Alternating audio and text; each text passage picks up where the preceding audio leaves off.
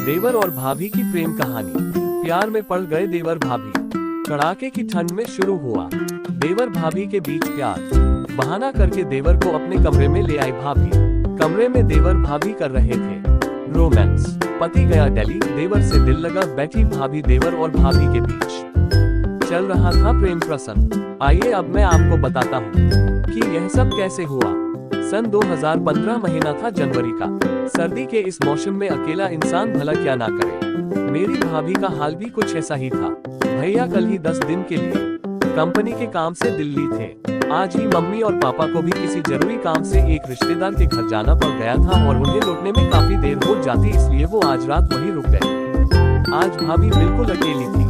वो कभी कमरे में जाती तो कभी बरामदे में आ जाती थी। मैं मेरे कमरे की खिड़की से ये सब देख रहा था।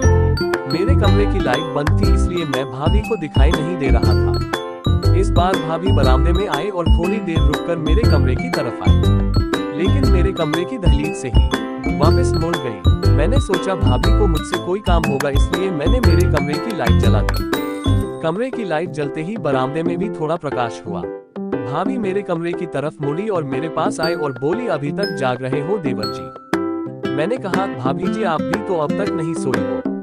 भाभी बोली, क्या बताओ देवर जी, कभी अकेली नहीं रही थी, इसलिए आज अकेले में डर लग रहा है। मैंने कहा, भाभी जी क्या मैं आपकी कुछ मदद कर सकता? भाभी बोली, देवर जी यदि आज आप हमारे कमरे में सो जाते तो। ये कहकर भाभी बोलते हुए एकदम से रुक गई। मैंने कहा, भाभी जी बस इतनी सी बात है, ठीक है मैं आपके कमरे के आगे सो जाता हूँ। भाभी बोली, नहीं देवर जी सर्दी ज्यादा है और बाहर सोना ठीक नहीं है, आपको कमरे में ही मेरे साथ बेड पर सोना पड़ेगा। मैंने हाँ कर दी और हम सोने के लिए कमरे में चले गए। सर्दी ज्यादा थी, इसलिए भाभी कमरे में और रजाई में होने के बाद भी काम रही थी। काफी देर बाद भी जब वो ठीक नहीं हुई तो मैंने कहा, भाभी जी मैं आपके लिए चाय या गर्म दूध लेकर आऊं क्या? Thanks for reading.